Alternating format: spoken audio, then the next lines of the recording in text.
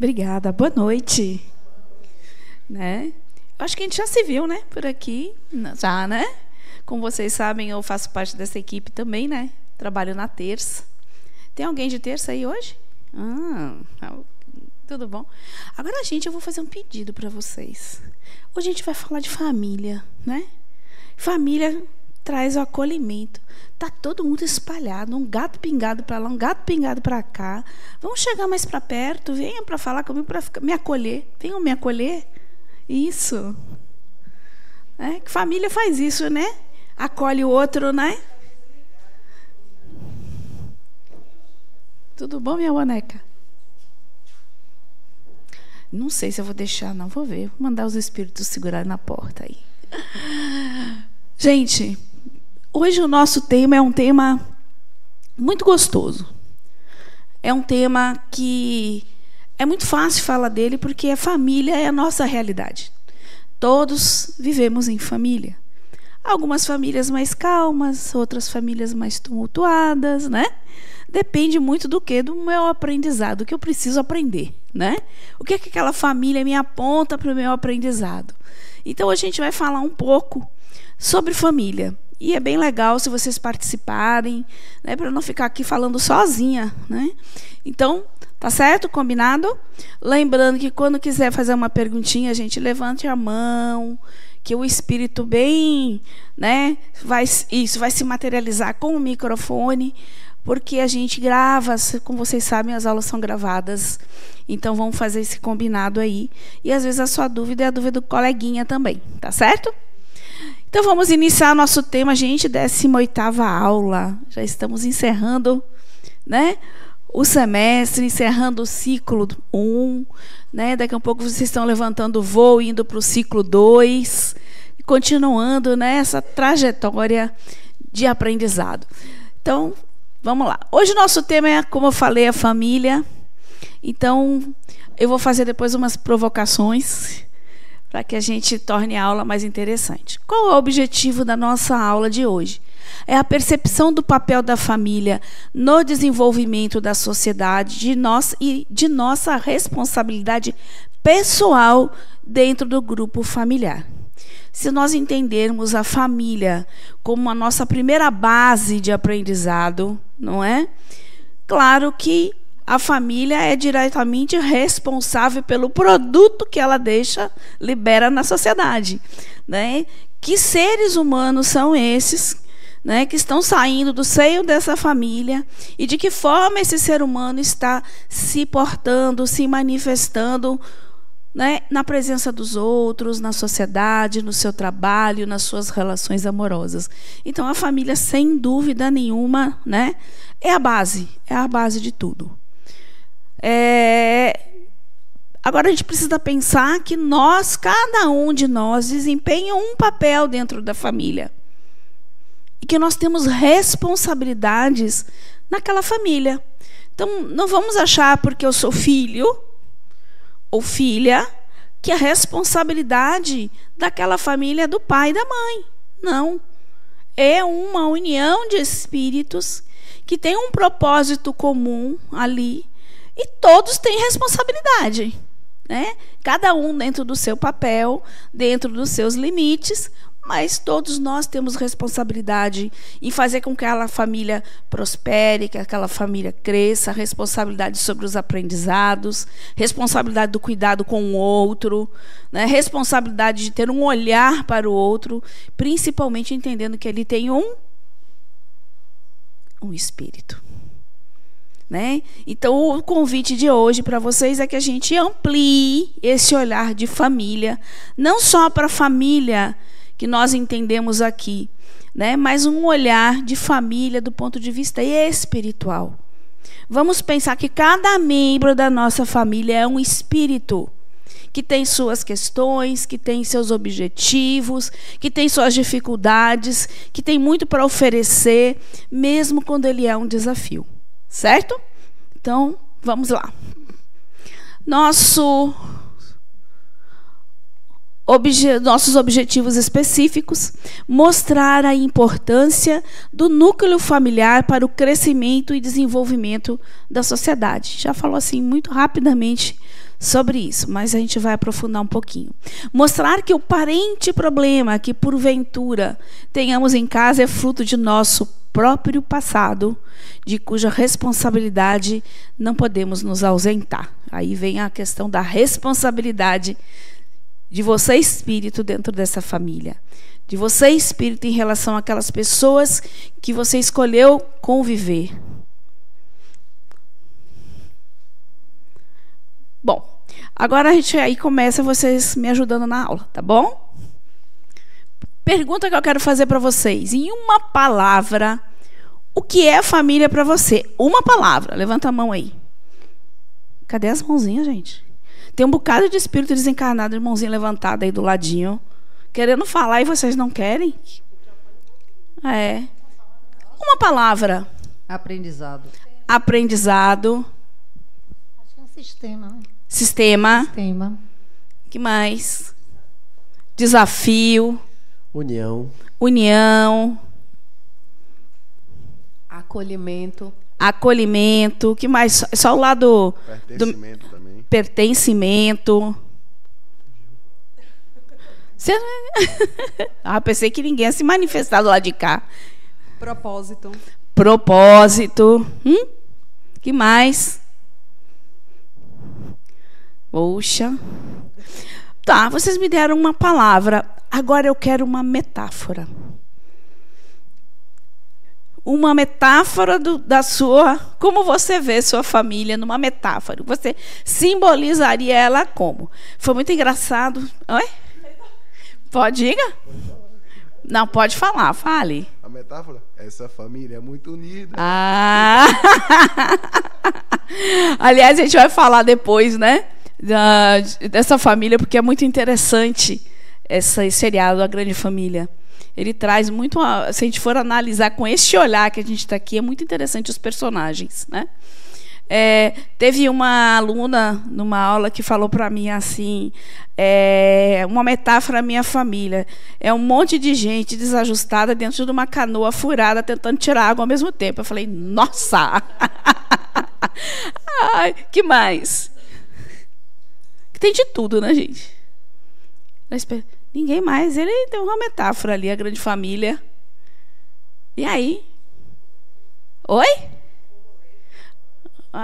Um jardim... teve gente que é um jardim florido. Outros que disseram que era um campo de batalha. Tem de tudo na família. Tem uma representação nas redes sociais que são de uns pinguinzinhos, também no YouTube. Sim. E que eles estão em um iceberg. E aí eles precisam ficar unidos, porque se eles ficarem espalhados, o iceberg, a pedra, pode, né, realmente tender para um lado, para o outro, e eles realmente se perderem no mar gelado. E vem um grande tubarão, né, querendo pegar eles, e aí eles começam a ir para um canto, aí o tubarão tenta pegar, mas bate na pedra. Aí eles tentam ir para o outro lado. Então, assim, quando eu tentando aqui puxar algo que representasse, e aí me trouxe essa ideia de sermos um só, porque naquele momento não era apenas um, eram todos se tornaram né, em um propósito. Foi o que eu trouxe, né, para o que seria a minha palavra. Então, eles tiveram um propósito de se salvar naquele momento, e às vezes a gente precisa estar em família para se salvar, para alcançar um objetivo. Então, eu me trouxe isso em memória para poder compartilhar aqui com vocês. Legal. E quando você falou eles assim, eu imaginei equilíbrio, né? Porque às vezes a gente vive assim, né? Se equilibrando, né? Só isso? Aqui, ó. Espera aí que eu levo o meu aqui. É um mar. Uma hora tem onda, outra hora tá tranquilinho, daqui a pouco vem uma onda. É um mar, né? A minha é um campo minado. Ai, meu Deus, ela é um campo minado. Vamos lá. Quantas definições, né? Mas nenhuma família o tempo inteiro é uma coisa só, né? A gente tem momentos também, né? Que a gente está se equilibrando, tem gente que horas que a gente está num campo minado, tem horas que a gente está num jardim florido, né? Mas é família, né? E tem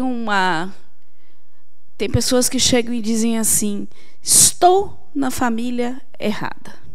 Eu não tenho nada a ver com essa família. Caí de paraquedas. Será O que vocês acham do aprendizado que vocês tiveram? Será que alguém cai de paraquedas em alguma família? Não. Por que não? Escolha. Que mais, além da escolha? É ajuste, é necessidade de aprendizado, porque faz parte da evolução, né? Porque a família, a gente vai ver ali na frente, é aquele grande laboratório, onde você tem de tudo um pouquinho, para que você, de fato, aprenda a trabalhar suas inabilidades. Né? Porque a gente está aqui ganhando habilidades e trabalhando as inabilidades da gente. Né? Então, e a gente vê isso muito no outro. Porque a gente se reconhece muitas vezes no outro. Por que será que eu nasci nessa família? Qual será o meu aprendizado diante ou do equilíbrio, ou do campo minado, né? Sempre trazendo para a gente, trazendo para você, individual mesmo, para poder entender, eu, espírito, estou aqui, qual o meu aprendizado? O que eu estou precisando trabalhar dentro de mim, ou o que eu estou precisando para também ajudar no crescimento do outro? Porque acontece em família, né? Os espíritos encarnam, aí tem aquela pessoa que foge totalmente do contexto. A família toda tranquila, todo mundo, né? Na boa, equilibrado, e de repente nasce um que é tocando o terror na família. Por que será isso? Muitas vezes essa família combinou de receber esse espírito para ajudar. Como tem, às vezes, também aquela família totalmente desequilibrada, e aí nasce aquela pessoa que muitas vezes é o ponto de luz no meio de tantos espíritos que estão, né, ali conturbados. Tudo tem um propósito. Tudo, absolutamente tudo. Nada é por acaso, nem mesmo a nossa, principalmente a nossa família. Ok? Aqui, só para trazer uma definição, é uma organização de espíritos encarnados ou desencarnados que, através da convivência, se responsabilizam a executar projetos comuns. Quando desencarnamos, deixamos de ter família? Não. Aliás, nós ampliamos a nossa família cada vez. Né? Nos encontramos, nos reencontramos, muitas vezes, né? Então, a gente faz parte de uma família muito maior. Não é apenas a família carnal. É uma família muito maior. Né? De espíritos afins. Ora eu tenho um papel de mãe, ora eu tenho um papel de pai, de filha. Né? A gente desempenha vários papéis. Por que isso? Porque é a nossa oportunidade de aprender. E estar no lugar do outro sempre é muito bom. Né? Hoje eu vivi como filha, amanhã eu posso ser mãe. Né, e experienciar, talvez, uma filha que teve algumas características minhas, né, para que a pessoa consiga entender que muitas vezes poderia ter trilhado caminhos diferentes. Então, a família é esse grande laboratório. Representa a possibilidade da fixação de vínculos afetivos e da aprendizagem do amor. É muito comum, às vezes, na maioria das vezes, a família, como a gente vai ver, são espíritos afins. São espíritos, né, que têm propósitos similares, né, mas também podem, na família, estarem ali encarnados desafetos. Alguns desafetos nossos, que combinamos, né, de passarmos por essa experiência encarnada junto em família, porque o laço de sangue é muito forte. E a possibilidade, às vezes, de você dissolver situações dentro de um seio familiar, onde o amor deveria ser a tônica, né, é muito mais fácil. É possível que não dê certo? Às vezes a gente vê, às vezes encarna, não dá. Às vezes não dão conta mesmo. Acaba que a pessoa não fica na família, se isola, vai embora. Ou até chega a momentos trágicos, né, de desentendimento. Muitas vezes porque são desafetos. Mas é o local, é o momento, é a experiência da gente fazer essa fixação desses laços de amor.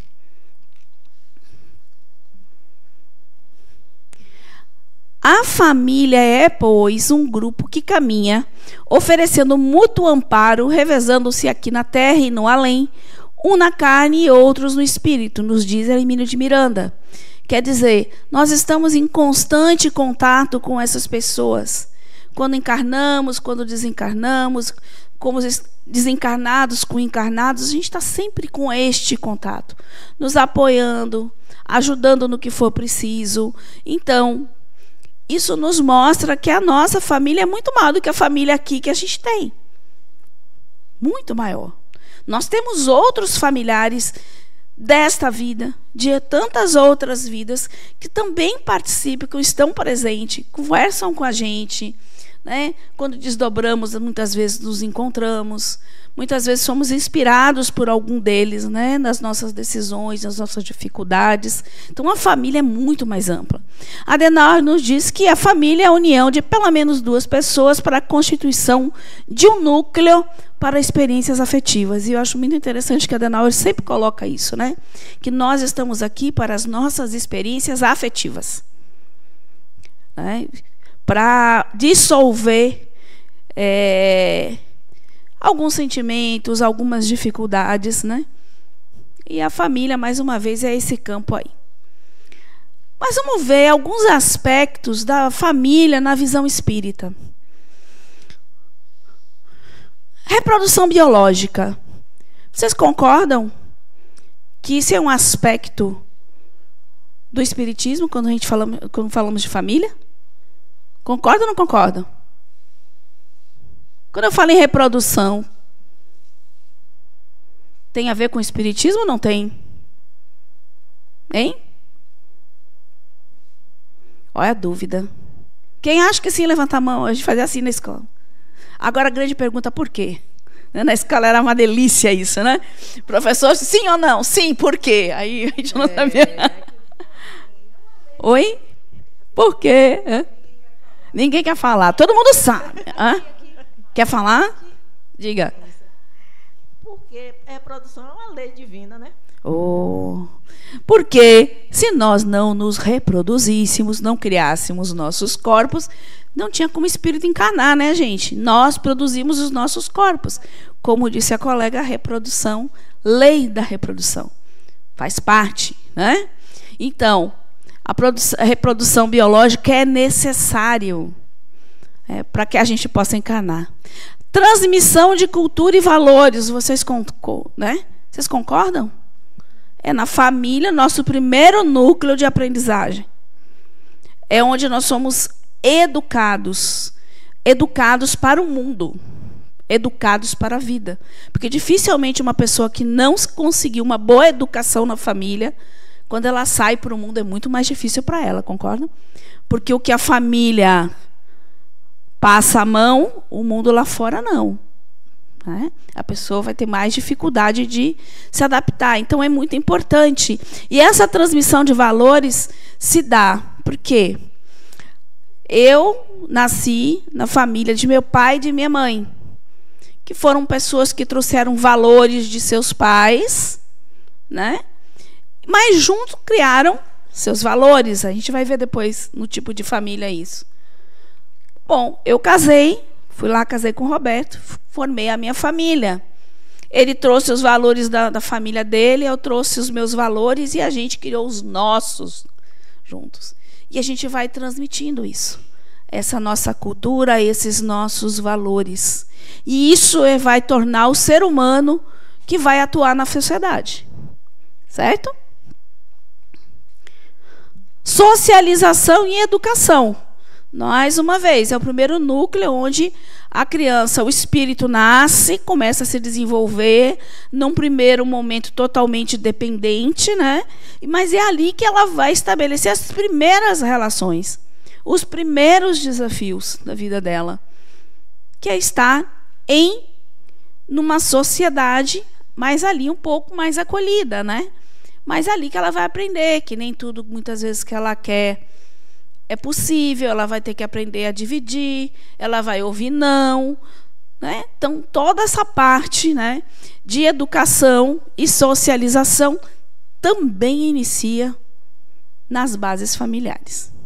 Olha a importância da família para a nossa sociedade. Porque a nossa sociedade vai ser reflexo dos indivíduos saídos dessas famílias. Ó, a nossa responsabilidade, né?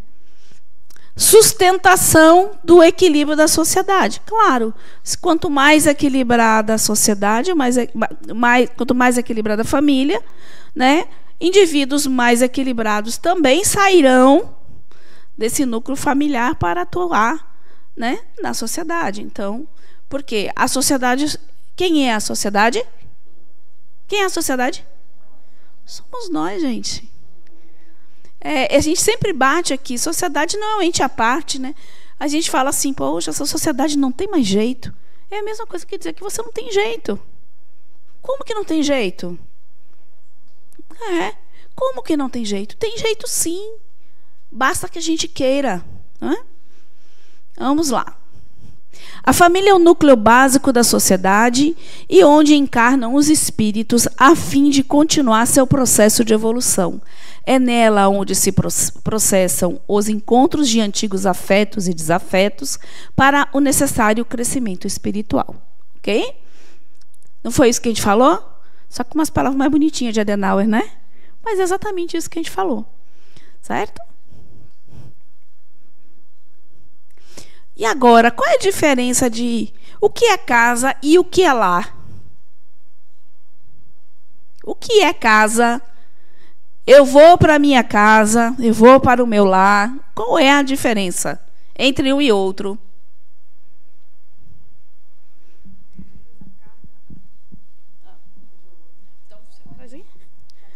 Fale, pode falar. Não, eu falei, casa eu acho que é o material, né? Casa é o material. É o material. E o lar são as pessoas que estão dentro, os sentimentos envolvidos, o que eles estão construindo, o que eles estão aprendendo. Isso. Diga. Eu entendo que a casa é apenas um ponto de referência.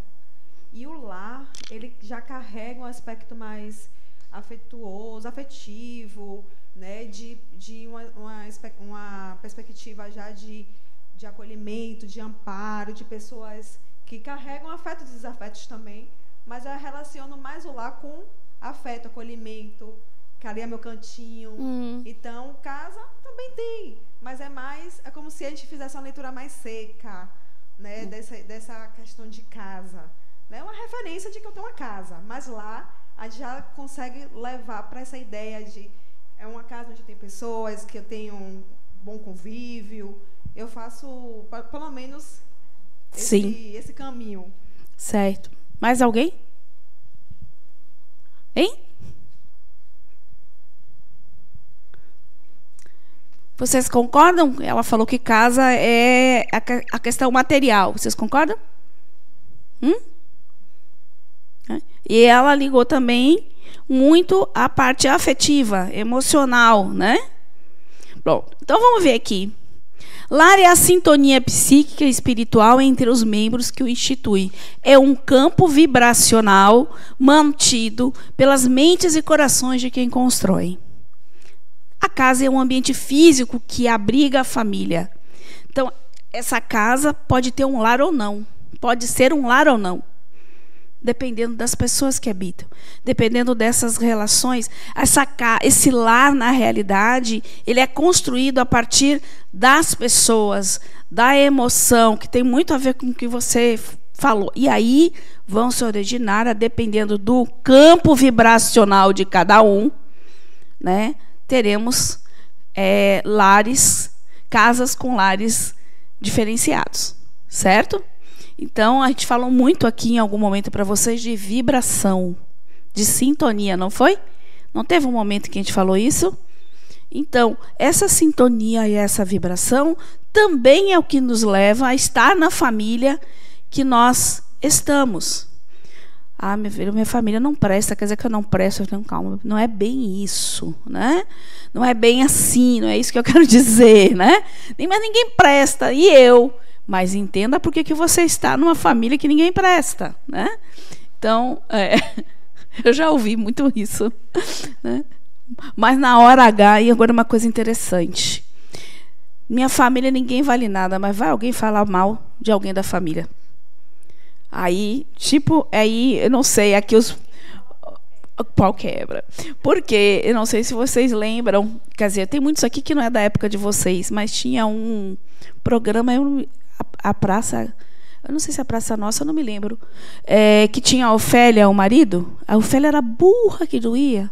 Era uma esposa, era muito burra. Aí ele sempre recebia um convidado. Isso os mais novos não lembram, não. Eu não vou dizer com o tempo, não, para não, né? Era do Chico Anísio. Aí ele chegava, recebia sempre um convidado que era conhecido. E aí eles recebiam e a esposa começava a falar um bocado de besteira. Um bocado de besteira. E aí o convidado começava a rir, né? A caçoada, a esposa dele, ficar brincando. E ele, num primeiro momento, entrava na brincadeira. Lá pelas tantas, dependendo do que a pessoa falava, ele dizia assim, não, para aí. É minha esposa. Aí o pau quebrava e normalmente botava a pessoa para fora. Então é mais ou menos isso. Por quê? Porque existem uns laços de afeto, mesmo quando a gente está no campo de guerra ou no campo minado. Existem esses laços, né? Eu posso falar o que eu quiser, mas ninguém de fora fale, né? E a gente está falando que a família é esse momento da nossa vida onde a gente está vivendo, na verdade, relações, né? Experiências afetivas, né? E aí, se botando aqui, ó, essa linha divisória que pergunta, na realidade, estou vivendo uma experiência afetiva ou uma obrigação de convívio? Né? Eu estou aproveitando, de fato, cada oportunidade que essa família pode me oferecer de me modificar ou de modificar as relações que eu tenho para que a gente viva uma experiência de como aquela família aqui de baixo que ninguém nem fala um com o outro, né? Aliás, isso está cada vez mais comum, né? Todo mundo no seu mundinho, né? Vivendo virtualmente muitas vezes e não olhando para o lado quem está ali. Então é algo bem, né? Aliás, esse bate-papo é bem reflexivo, tá? Vamos falar um pouquinho do tipo de família, né? Nós temos uma família carnal, que é essa nossa família material que nós conhecemos agora, pai, mãe, né? Tia, tio, primo, prima, nossa família carnal, né? Que são nossos pais, nossos irmãos e os parentes agregados, né? Então, essa aí nós temos dois tipos. A original é a família do meu pai e da minha mãe, certo? Eu vim dessa família, é a família original. Meu pai e minha mãe, lembra a história dos valores que eles trazem, a cultura que eles trazem, né? Eles aprendem ali junto, criam seus filhos, transmite isso para os seus filhos, né? Então, a família original é a família de meus pais, onde eles estão trazendo esses valores, filosofias e ideologias que foram colhidas dos pais deles, dos meus avós, né? Dos nossos avós. Quando não conseguimos nos desligar psicologicamente da família dos pais, não conseguimos nos emancipar. Né? E tem sido cada vez mais comum os filhos ficarem cada vez mais tempo em casa, com maior dificuldade de, né, ir para a vida, ir para o mundo. Né? Aí não teve ainda esse desprendimento psíquico mesmo. Né? Ainda tem uma dependência muito grande. E tem a família carnal, material, que vem a ser ainda... Lá era original, aqui é a gerada. O que é a gerada? Hã? A família que eu constituo, né? Então, minha família, onde nós vamos ter novos valores, filosofias, ideologias, né? Advindas justamente daquilo que eu falei. Do meu pai, da minha mãe, do pai do meu marido, né? Da mãe do meu marido, e nós juntos, porque nunca é igual, né?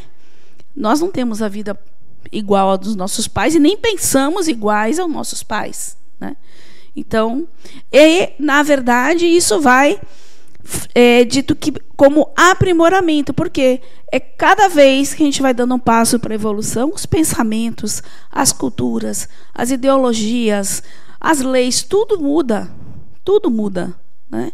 Então, a sociedade vai se aperfeiçoando à medida que nós vamos evoluindo, né? Tudo tranquilo até aqui? Pronto. E eu tenho uma outra família. Que família é essa? Eu posso dizer que isso aqui é minha família? Total. Eu me sinto em família. E tenho certeza que cada um que entra por aquela porta, de alguma forma, já se relacionou comigo em algum momento, porque a família é muito grande além disso. Que família é essa? Minha família espiritual.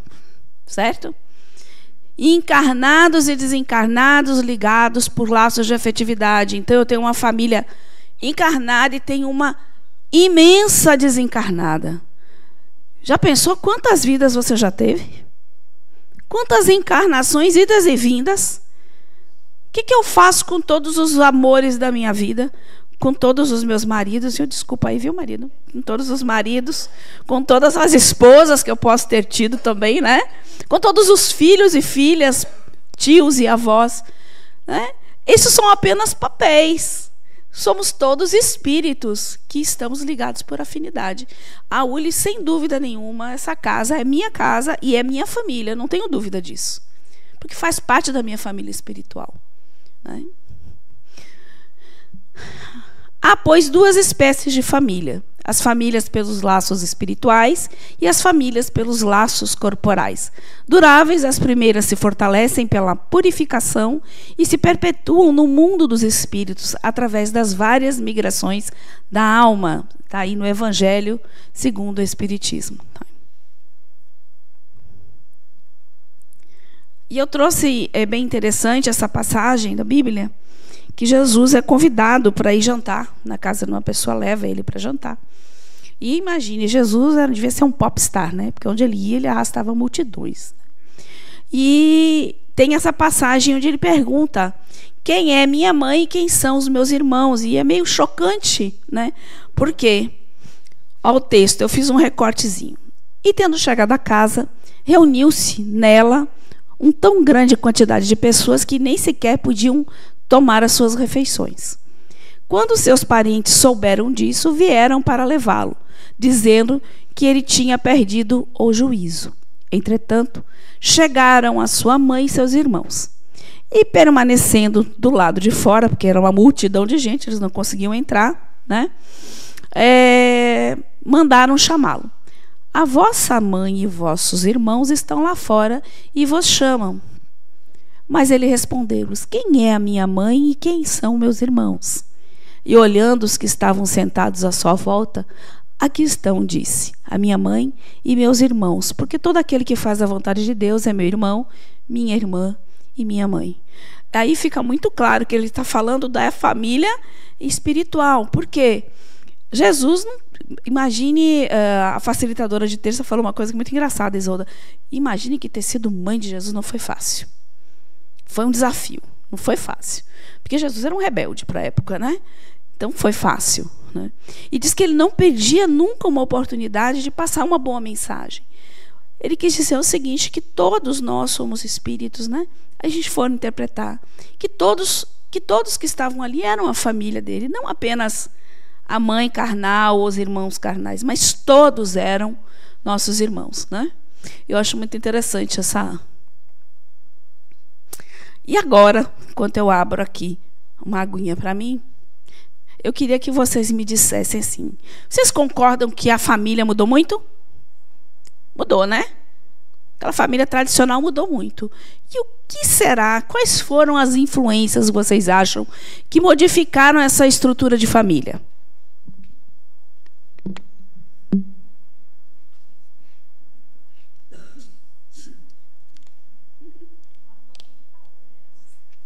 São vários fatores, gente. Vários fatores no nosso cotidiano mesmo, da nossa vida. Não é nada... O que será?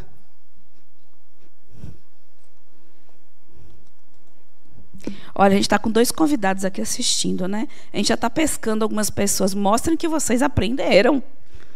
Eu acho que o progresso material, porque, de fato, as famílias antigas, elas precisavam mais de as pessoas, né, os membros, precisavam mais uns dos outros, para conseguirem, seja alimentação, seja progredir economicamente, a depender da época da história da humanidade. E hoje a gente já tem esses essas famílias menores, né, podendo se sustentar. Às vezes uma pessoa sozinha já se sustenta. Em algumas, nos Estados Unidos, por exemplo, totalmente o conceito de família, a gente ainda tem essa questão da latina, né, de estar muito próximo dos nossos pais, mas essa emancipação material, eu acho que foi preponderante para a gente poder dividir a sociedade dessa forma. Aí a gente depois vai dar um nome para isso aí, traduzir isso aí. Diga. Já falou muito? Não, pode continuar falando. Para ver se os colegas se empolgam então, para falar. Bora. Que mais, gente, que vocês acham que mudaram a estrutura da família? Naturalmente eu vou falar. Tá. Eu vejo aqui também, em um determinado momento, a expressividade do amor, né, e começou também a impulsionar a mudança dessa família tradicional para a diversidade de famílias. Porque o amor não tem mais questão mais de ser apenas de homem e mulher, apenas de um humano para um outro humano, onde há a família constituída de casais, né, lésbicas, homossexuais, né? E eu vejo que essa mudança nessa família, essa família contemporânea, essa diversidade atrelado ao amor, porque depois que as pessoas se permitiram, e a sociedade mesmo ali, às vezes não cedendo, mas o que eu vejo é essa expressividade do amor que está permitindo que esses espíritos, enquanto espíritas, a gente entende que ali é apenas uma roupagem, ali é apenas um material, mas por trás ali é um espírito tendo necessidade de estar compartilhando com aquele outro ser humano. Estando naquela relação afetiva. Naquela relação afetiva, independente de sexo, né? Da questão de gênero, na verdade. Certo. Né? Mas essa é a minha contribuição. Pronto, o que mais ali? Diga. Assim, falando pontualmente da família contemporânea, ela tinha uma estrutura muito organizada para si mesma. Era uma estrutura determinada, em que eles criavam seus próprios métodos, seus próprios valores, e dali acho que não desenvolvia para lugar nenhum. Era uma coisa bem sistematizada. E como nós sofremos influência, estamos ligados à sociedade, à família, nós sofremos essas influências através das mudanças, das transformações, né, talvez política, econômica, culturais. E como é que chega a essas informações? Como é que chegam essas informações? Tá tudo certo, como você falou. Acho que a gente vai procurar a comunicação e se adaptar, né? Comunicação. Ok. De adaptação para isso. Então, poderia dizer que os meios de comunicação, que podem ser da televisão, a rede social, contribuiu também para a mudança, inclusive dos pensamentos, né? Porque hoje você tem acesso, você tem o mundo na palma da mão. Ninguém mais é ignorante, né? Só se quiser. Porque você tem condições de discutir tudo, de ter acesso a tudo na palma da mão. E aí fazer suas pesquisas e chegar às suas conclusões. Concorda? A gente tem isso, essa facilidade. Eu não tinha. Aí eu me acusando de novo a idade. Eu sou do tempo que, para fazer uma pesquisa, eu tinha que ir na biblioteca, dedilhar não sei quantos livros, ou então meu pai, né, comprou uma enciclopédia para mim, Barça, que era o máximo, né, toda ilustrada e tudo, e eu fazia minhas pesquisas assim. Hoje você chega lá, pergunta para o cara, que é o Google, pá, aparece um monte de coisa errada também, né, mas muitas possibilidades, né? Então, comunicação, que mais? A chegada de novos espíritos também, né? Encarnando mesmo com essa nova força, né? Para chegar, para fazer essa mudança dessa constituição planetária. Eu acredito também que tenha essa influência. Como você trouxe, né? São vários aspectos que contribuem para essas influências na família, essa mudança dessa família, né? Sim, sim. Que mais? Com essa abertura, né, da comunicação. Bota mais pertinho. Houve aí a mudança do comportamento do feminino, né, que antes era uma coisa, é dona de casa, não fala, não faz, não isso, não aquilo, mulher só pode isso, só pode aquilo. Hoje a gente já não tem mais essa estrutura, né, coisa mais aberta. Então, você escolhe. E isso é uma mudança grande também nessa estrutura. Então eu posso dizer que o mercado de trabalho Porque hoje a mulher, ela trabalha, ela vai... Outrora não trabalhava, ou era na verdade... trabalho de casa, hoje a mulher já trabalha fora. Porque na família tradicional, o homem era o provedor. Não era isso? A responsabilidade de prover a família era do masculino, era do homem. E a mulher, ela ficava o quê? Na casa, cuidando do lar, dos filhos, né? Do homem, quando chegasse. Não era isso? E isso não tem. Hoje, o homem está mais querendo que a mulher trabalhe também para ajudar a sustentar, porque a vida não está fácil, né? Então, mudou, de fato. Então, mercado de trabalho, né? Então, comunicação, mercado de trabalho. Eu não poderia dizer que a liberdade sexual tem a ver com o que você está dizendo. Também tem a ver. Né? Se quebrou já vários preconceitos, embora ainda tenha muitos. Mas hoje é muito mais fácil você falar das coisas. É muito mais fácil as pessoas se expressarem, né? Demonstrarem o que de fato são. Né? Então, vamos lá, vamos ver aí. Vamos acrescentar alguns. Liberdade sexual. Né? E ela começou muito também na revolução dos anticoncepcionais, né? Os contraceptivos. Porque a mulher antes era muito, né? Quer dizer, era uma saidinha ali, se fosse um pouco mais assim, tinha o risco de ficar grávida, né? Então, gravidez indesejada, essas coisas todas. Mercado de trabalho, que é aquilo que a gente falou, né? A mulher saiu de dentro de casa, esse mercado se ampliou, né? E abraçou o feminino nesse sentido. Algumas profissões, inclusive hoje, né? A mulher é preferida pelos aspectos do feminino, não é que é melhor ou pior, não é isso.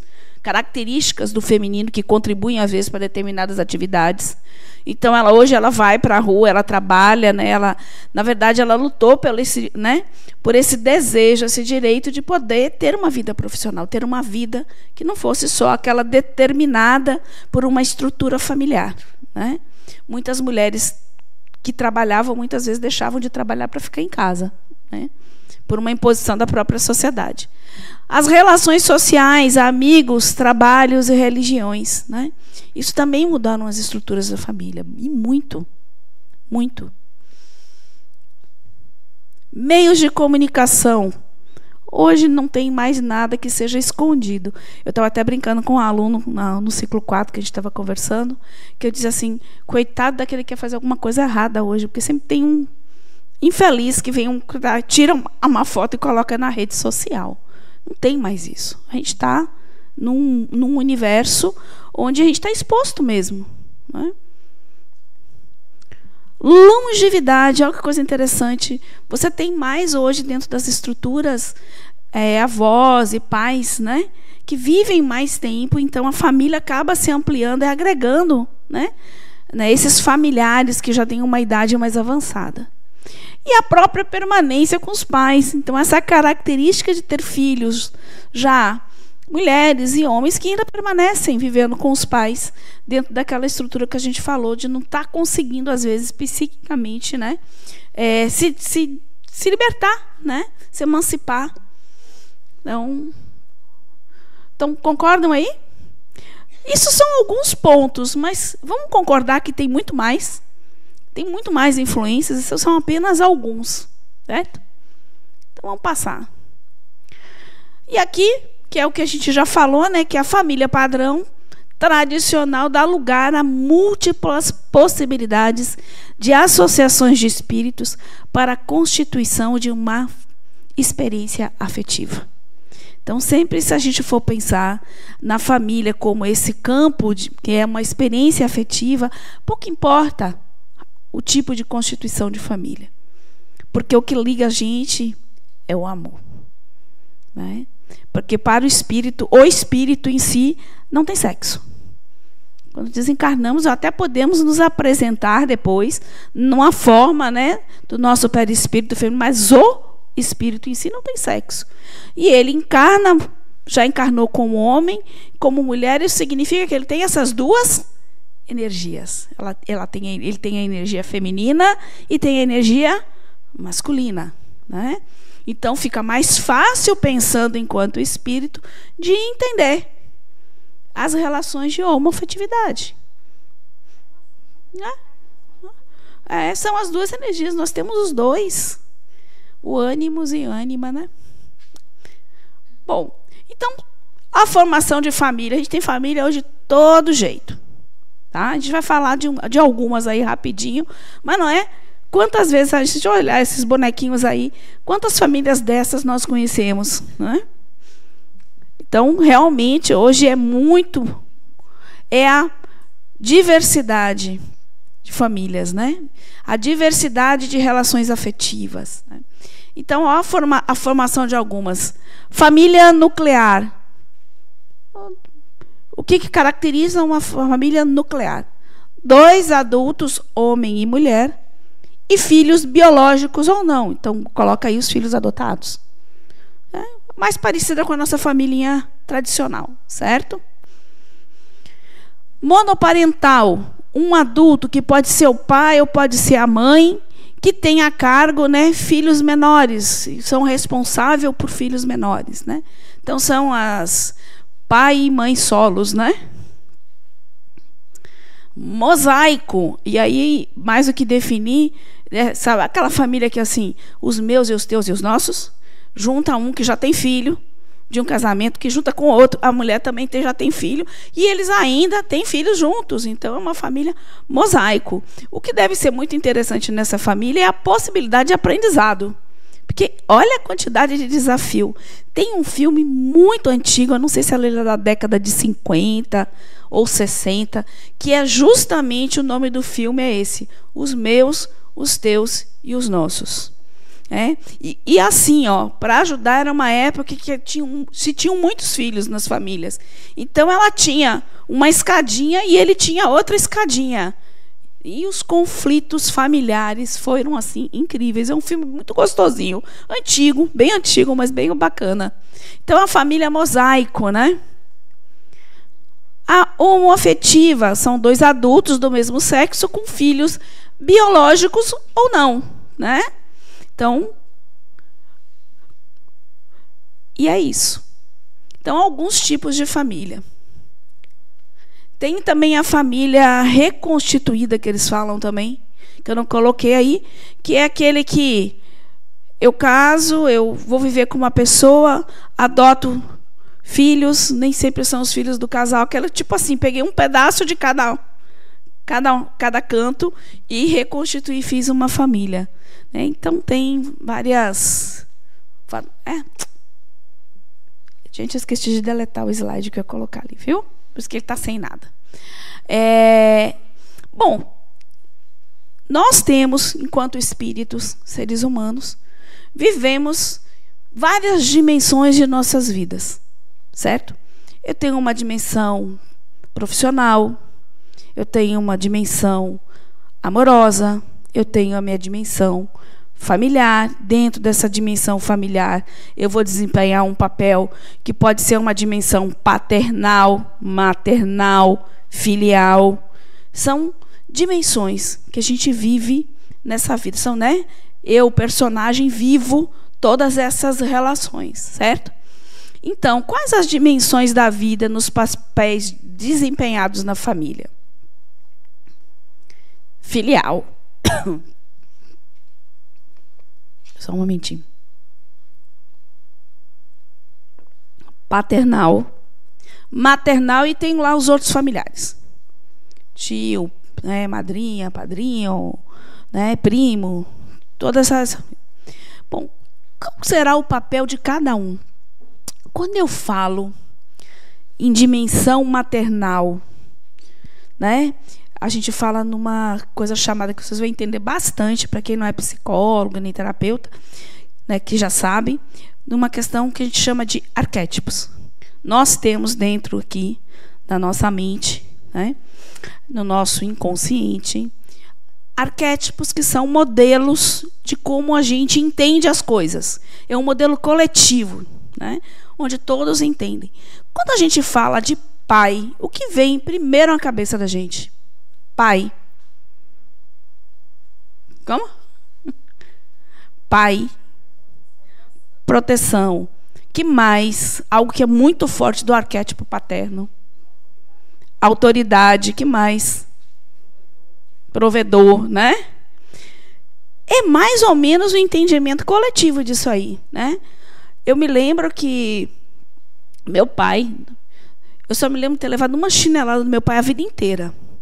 Minha mãe, que tinha 3 filhos em casa, correndo igual uma louca, porque é dentro dessa estrutura bem tradicional, de vez em quando ela dava uma chinelada na gente, porque ela não estava aguentando 3 crias gritando dentro de casa, né?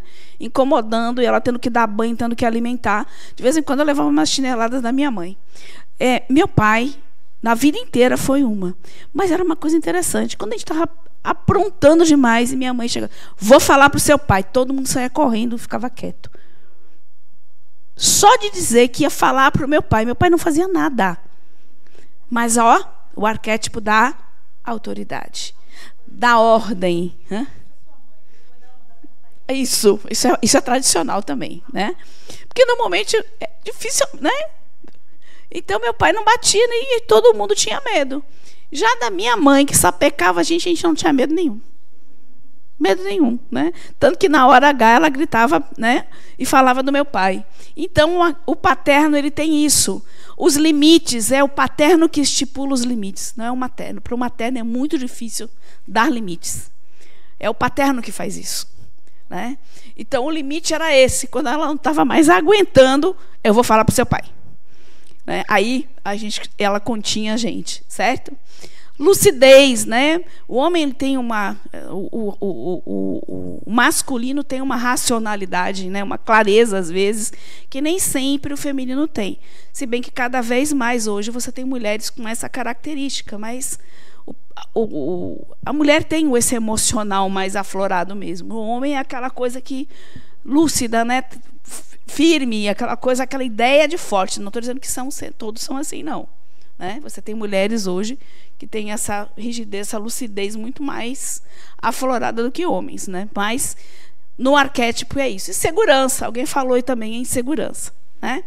E quando eu falo em mãe, que eu penso amor, colo, proteção, né?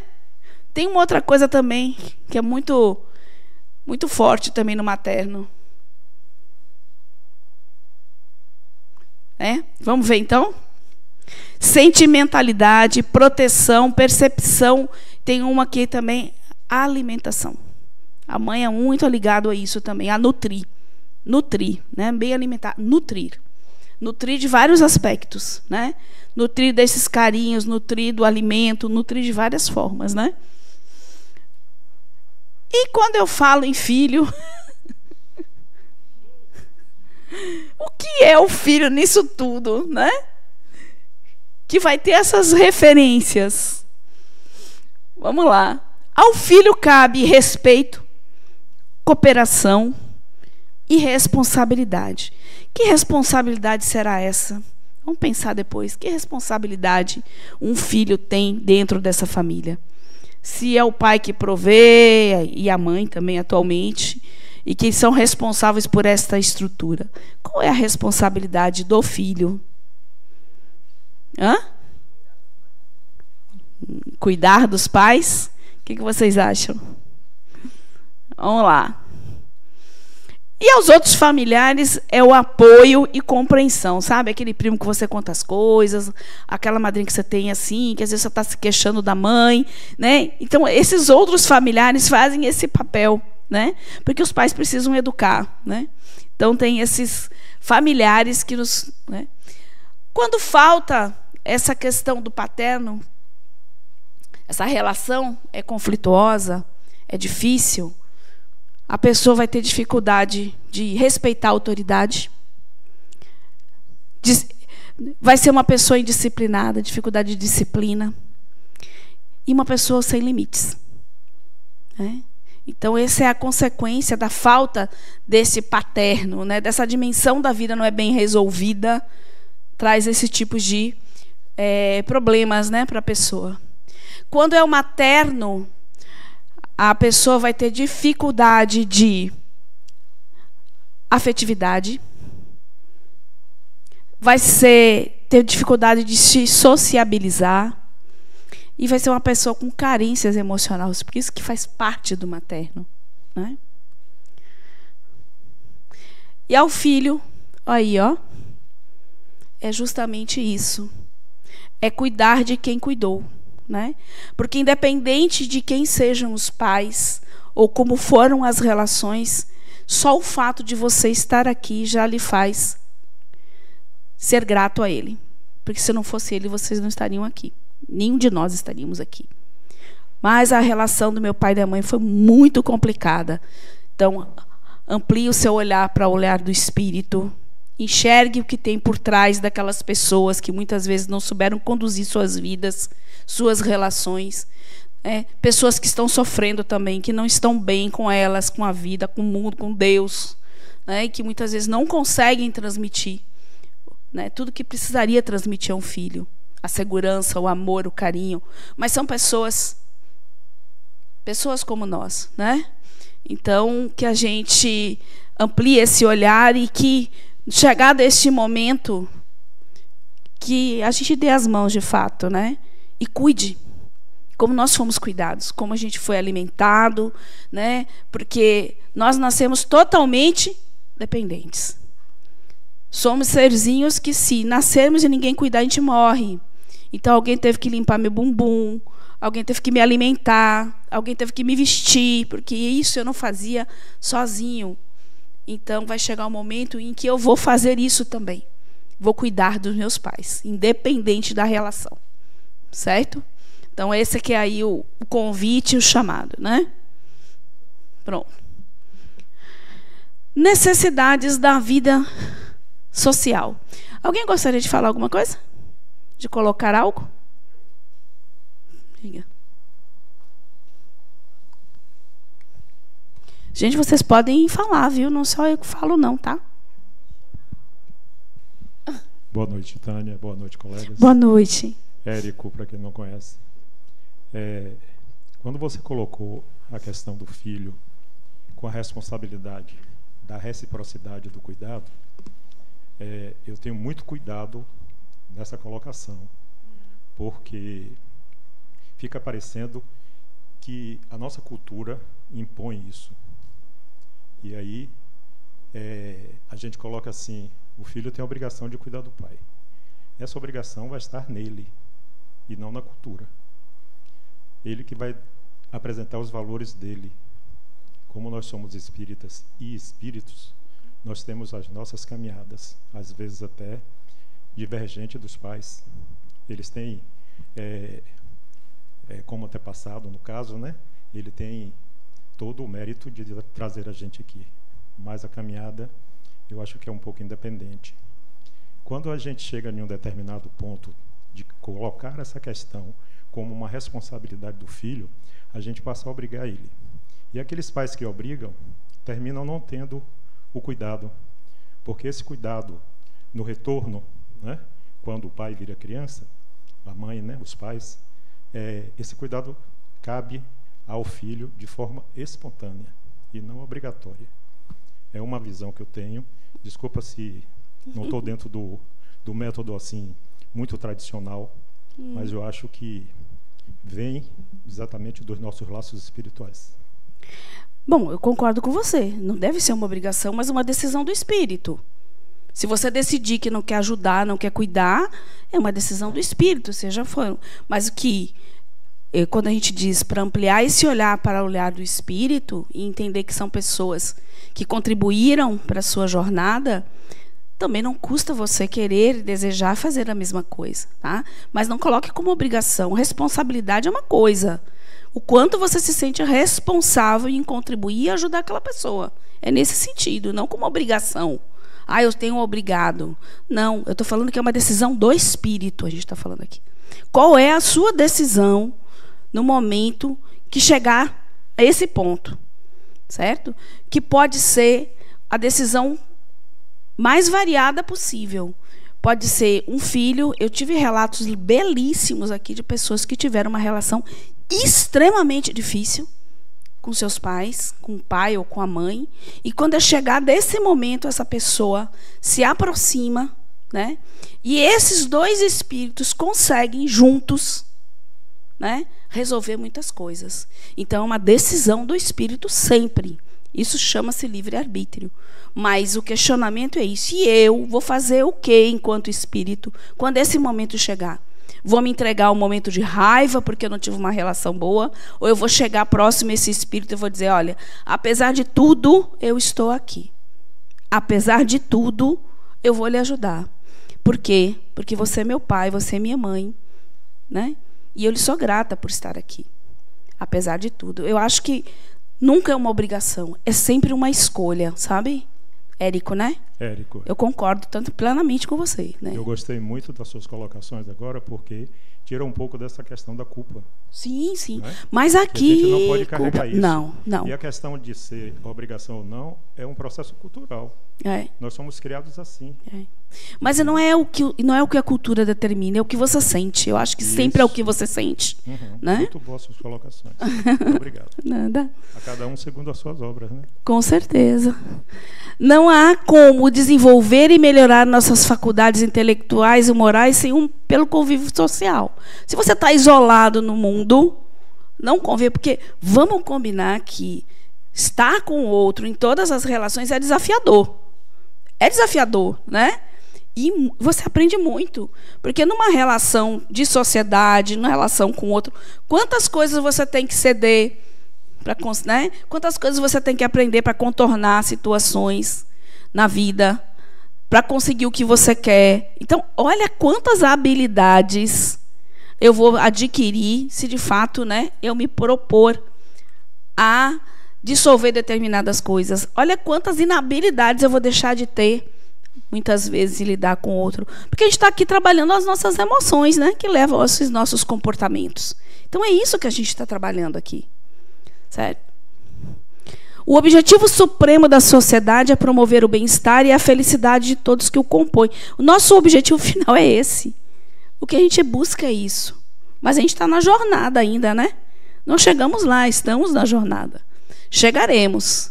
Sem a permuta constante de afeição, conhecimentos e experiências, o espírito se embruteceria, porque ele estaria lá, ó, guardado dentro das suas verdades, né? Eu sei tudo, eu não tenho o que trocar, eu tenho o que aprender, não tenho o que oferecer. Estou aqui, imagine que rigidez, né? Que seria uma pessoa assim. E aí, quando a gente fala de deveres para conosco, porque eu acho que o primeiro olhar que a gente tem que ter é para nós, né? Sempre para nós. Até porque a gente possa reconhecer no outro, né, as boas coisas, as dificuldades. Então, primeiro a gente precisa olhar para nós.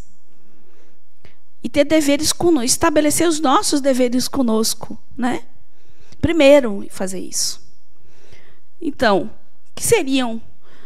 Ter amor ao seu trabalho, porque trabalho é uma lei divina. É o trabalho que leva ao progresso. É o trabalho que nos ajuda a evoluir. Então, é uma obrigação conosco que a gente estabeleça relações profissionais que nos dê prazer, né? Senso de responsabilidade. E esse senso de responsabilidade é a responsabilidade de assumir seus próprios atos. De entender que cada situação que a gente vive, em família, em qualquer instância da vida da gente, tem a ver conosco. Assumir a responsabilidade de onde você está. Assumir a responsabilidade sobre suas ações, né? Ah, errei, eu sei, eu sou responsável, sou, mas não tenho a culpa. Então, e aí? Me modifico quando? Isso eu acho que é um dever conosco, né? Assumimos as nossas responsabilidades. Temperança, controle emocional, a tal da... Se fala tanto da inteligência emocional, né? E se liga hoje tanto ao sucesso das pessoas em todas as áreas da vida, a tal da inteligência emocional, mais uma vez, porque a gente está aqui encarnado, aprendendo a trabalhar as nossas emoções. E para com os outros, né? Também, porque nós vivemos em sociedade, a gente não está isolado, gente. Ah, eu posso fazer tudo que eu quero? Pode, mas nem não deve, né? A gente tem leis, a gente tem regrinhas de comportamento que nos limitam para o respeito com o outro. né? Vias de regra, eu posso sair fazendo o que eu quiser na vida, inclusive matar o outro. Aí vem a responsabilidade, né? E aí, como é que está isso em mim, né? A cortesia. Gente, a cortesia é uma coisa tão linda. E às vezes é tão raro a gente ver. Que quando alguém é cortês, a gente até estranha, né? Porque a gente está tão correndo no dia a dia que a gente não olha para o outro, né? Generosidade, né? E são valores lindos de você ver nas pessoas. É lindo você ver uma pessoa generosa, alguém que cede um lugar, né, para você, alguém que faz uma gentileza de presenteando de uma coisa, de algo de muito, muito pessoal. É tão bonito. Imagine se a gente conseguir cultivar essas coisas dentro de nós. Que sociedade nós teríamos hoje? Lealdade, né? E essa lealdade com o outro e com você também, porque eu acho que a gente ser leal aos nossos princípios é muito importante, né? Se eu sou leal aos meus princípios, eu consigo ser leal ao princípio do outro, né? Honradez e tolerância.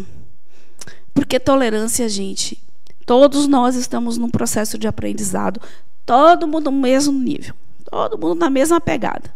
Tem ninguém muito melhor aqui. Tem alguém melhorzinho em alguma coisa, mais ruim em outra, daí eu já sou boa naquilo, e aí a gente vai indo. Está todo mundo. Então é preciso exercer a tolerância, porque todo mundo erra. Todo mundo erra. Todo mundo tem dificuldade, né? Mas todos somos capazes de realizar grandes coisas, desde que a gente, de fato, né, se permita isso. Enxergar o nosso melhor, né? Quanto maior o cumprimento dos deveres, menores serão os atritos e mais harmoniosa será a sociedade. É aquilo, poxa, se eu consigo ser mais leal, ser mais generoso, ser mais cortês, né? É óbvio que isso vai impactar diretamente nas relações de todos nós, né? Na sociedade como um todo, vai ser mais gentil, mais leal, mais honrada, né? Porque nós estamos colocando esses valores, nós estamos transformando isso. E tudo isso começa onde? Na família. Na família. Então, vida 2. E isso é bem interessante, vida 2. Quantos, de fato, de nós planejaram a vida 2? Porque a gente vai naquela paixão, né?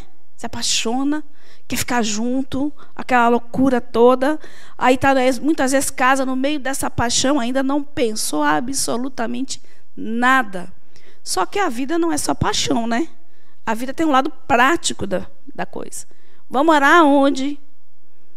Será que é o momento de casarmos de fato? Vamos esperar um pouquinho, vamos tentar ir fazer o nosso pé de meia, vamos estruturar melhor, né, as nossas escolhas. Vou morar onde, com quem? Ou faz as coisas na doida? Eu digo que eu fui na doida, viu? Eu não planejei, a gente não planejou nada, né, amor? Não planejamos aí que está ali sentado, né? Não planejamos absolutamente nada. Eu só sabia que eu queria casar. Só. Né? E aí a vida vai tocando. Quem não planeja, né, vai na correnteza, né? Então, foi mais ou menos assim. A vida, vamos dizer, pessoal no sentido financeiro. Não é nem amoroso, porque amoroso a gente tem 40 anos, né? 43 anos de casado, já, né? A gente já superou essas questões. Mas teria sido tão melhor se eu tivesse feito um planejamento. Quando é que eu quero ter filhos mesmo? Em que momento? Né? Eu deixei de estudar. Né? Acabei ficando grávida 4 anos depois, né, de casar. Aí tive que deixar minha vida profissional e eu era sempre fui muito aplicada, né? Podia ter tido minha profissão logo. Aí fui me formar em arquitetura depois de muito tempo, né? Então, como é que é essa questão de planejamento? É importante a gente planejar a família. É importante. Por quê? Para que a gente tenha recursos melhores, que a gente possa oferecer, né, condições melhores a esses espíritos, os espíritos que a gente vai receber, não é? Então, o planejamento é importante, né? O planejamento do futuro da família. Nossos filhos são espíritos. Vocês sabiam? Sabiam disso? Não sabia, se eu não soubesse, eu estou contando agora. Assim como os nossos pais são espíritos, né? Assim como seu marido, sua esposa é espírito, assim como todas as pessoas que convivem com você é espírito. Mas os nossos filhos, essas coisinhas fofinhas aí, são espíritos, não são nossos, são espíritos, né?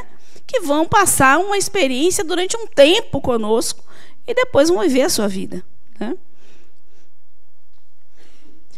E Hermínio de Miranda, esse é o título de um livro muito legal, tem até aí. Nossos filhos são espíritos. Esses espíritos ou almas que nos são confiados, já embalados em corpos físicos, que nós mesmos lhes proporcionamos através do processo gerador, não são criados novinhos, gente. Isso eu acho muito importante. Sem passado e sem história. Eles já existiam antes, em algum lugar, têm uma biografia pessoal, trazem vivências e experiências e aqui aportam para reviver e não para viver. Estão, portanto, renascendo e não apenas nascendo. Então, são pessoas que já vêm com uma bagagem, às vezes mais bagagem do que os pais. Às vezes são espíritos já mais antigos que os próprios pais. E às vezes você vê que parece que a criança da casa é o adulto, né? Vocês já não conheceram família assim, que parece que a criança da casa é o adulto? Pronto. Porque eles vêm reencarnando, eles têm história, acumularam seus amores, seus desafetos. São pessoas que têm conteúdo, né? Eu gostei muito desse trecho do livro.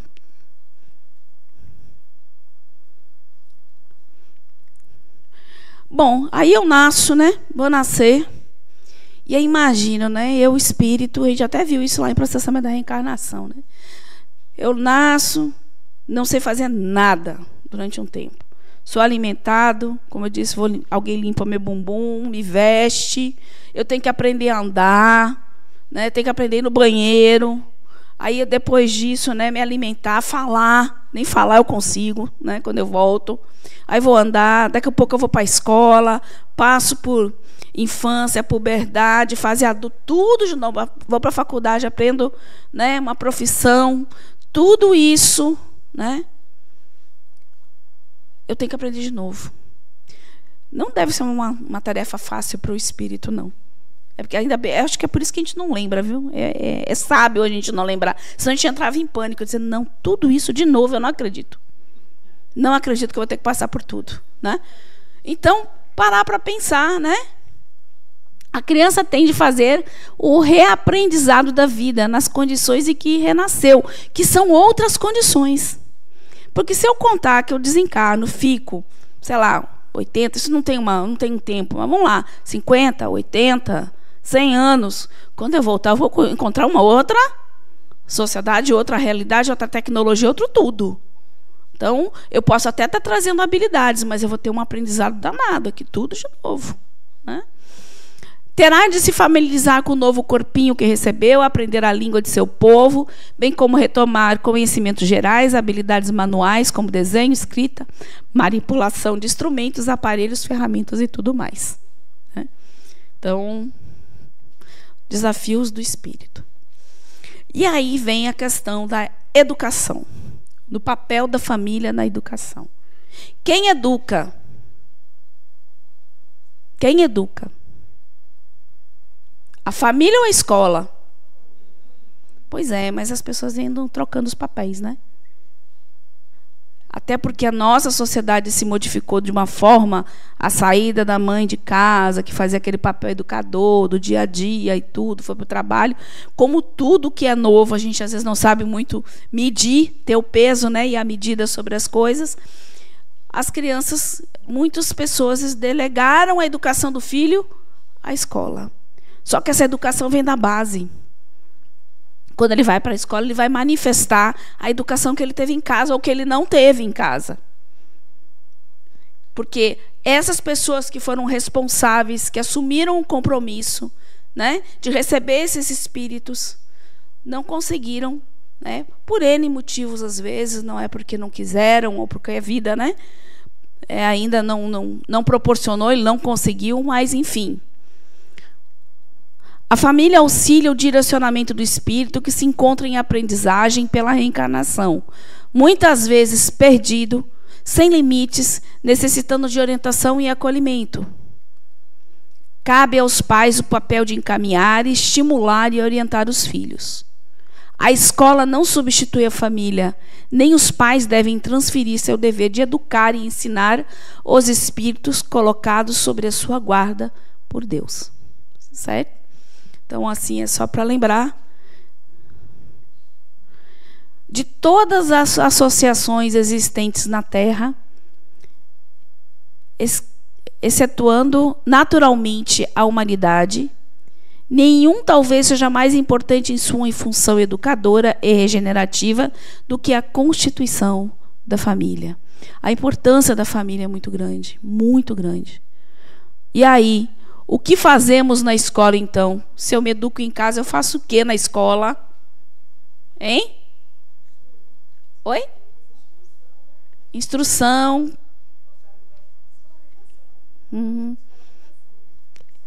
Eu aprendo, né? Eu aprendo matemática, português, física. É isso que a escola faz. A educação, ela vem de casa. É.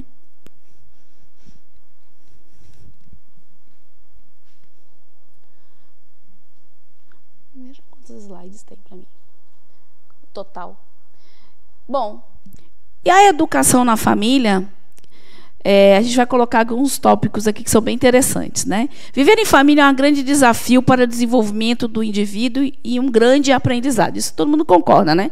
Em qualquer tipo de família que nós estejamos inseridos, eu vou ter um aprendizado e um aprendizado necessário para mim, ok? A complexidade de sua família situa-se onde necessita aprender. Aquela história que a gente começou lá no iniciozinho, ninguém cai de paraquedas na família. Ela está na sua medida, na medida da sua necessidade. Ok? A família que tem é a melhor configuração para possibilitar o seu desenvolvimento. E às vezes dói, né? Eu não acredito que é isso que eu preciso aprender, o que eu tenho para aprender. Às vezes tantos conflitos, né? Pais e filhos, irmãos com irmãos, né? Por que esse conflito todo? Porque para a gente é tão difícil, né, dissolver isso, essas emoções, né? Então, ó, quanta coisa a família, independente de sua configuração, pode nos oferecer. Compreensão das diferenças. Porque estamos na mesma família, somos todos diferentes, concordam? Não tem um igual ao outro. Tem algum irmão igual ao outro? Não. Criado pelo mesmo pai, pela mesma mãe, morando na mesma casa, tendo as mesmas coisas, estudando na mesma escola, comendo a mesma coisa, mas são pessoas diferentes. Por quê? São espíritos diferentes, com realidades e experiências totalmente diferentes, gente. Dá para receber, né, aquela barganha ali, né, para um pouquinho. A gente faz até conchavos, às vezes, em família, né, para conseguir o que quer, né. Respeito, né, porque isso tem muito a ver, os pais, né, ensinam muito essa questão do respeito. Renúncia, né. Quantas vezes você não tem que abrir mão das coisas em prol de um outro objetivo, de uma pessoa? Paciência, né? Tem gente que diz, paciência, né? Paciência. Amar para ser amado, né? É o exercício do amor aí, né? Até quando eu consigo, de fato, amar alguém que está me desafiando naqueles, né? Alguém que está ali, ó, o tempo todo, dificultando minha vida. Ceder para conquistar, né? Então é o tal de, não, eu abro mão disso, né? Eu cedo aqui um pouquinho e vamos lá. Então são vários os nossos... Isso aí são alguns, né? Alguns, né? É muito mais amplo. Parente de hoje, amigos ou inimigos do passado? Pode ser as duas coisas, né? Pode ser parentes que eu tenho um carinho muito grande, afinidades muito grandes, pessoas que já foram muito importantes na minha vida, e posso ter meus desafetos aí, né? E muitas vezes a família vira um campo minado, um campo de guerra, porque está trabalhando exatamente isso. Sabe? Às vezes são pessoas que vêm já com diferenças, que se propuseram, inclusive, estar ali para tentar, na consciência de tentar mudar, mas é difícil, porque para a gente é difícil mudar, gente. Não é fácil. Não é fácil. Né? Mas não é impossível, né? A gente tem várias reencarnações aí, né, pela frente para ir trabalhando. Os espíritos que se encarnam na mesma família, sobretudo como parentes próximos, são mais frequentemente espíritos simpáticos ligados por relações anteriores que se traduzem pela afeição durante a vida terrena. Evangelho segundo o Espiritismo. Tudo isso aqui a gente já viu, vem conversando, né? Mas pode ainda acontecer que esses espíritos sejam completamente estranhos uns para os outros, separados por antipatias igualmente anteriores, que se traduzem também por seu antagonismo na Terra, a fim de lhe servir de prova. Então a gente está passando umas provinhas junto aí. Vamos ver se a gente passa nas provas, né? Passa nos testes, né? Então,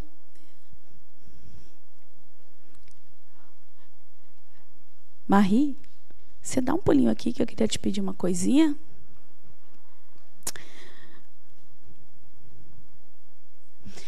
Ausentar-se da família, sob pretexto de que é diferente dos demais, com quem convive, é fugir do próprio destino e das oportunidades de crescer espiritualmente.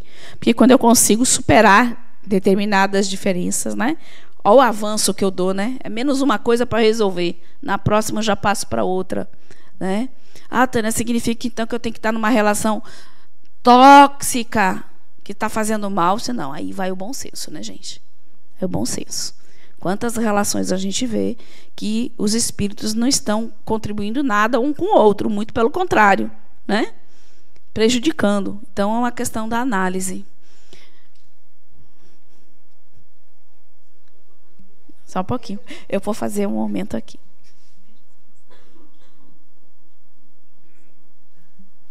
Ok? Então, vamos lá. Eu trago essa frase de Luiz Fernando Veríssimo, porque eu achei muito interessante, né? Porque a gente fica, às vezes, se apega ao Evangelho, se apega, mas para ver como essa ideia da família permeia, né?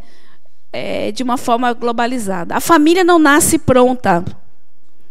Constrói-se aos poucos e é melhor laboratório do amor. Em casa, entre pais e filhos, pode-se aprender a amar, ter respeito, fé, solidariedade, companheirismo e outros sentimentos. Então, ó, é bastante... Achei linda essa imagem também, né? Os pais fazendo a casinha.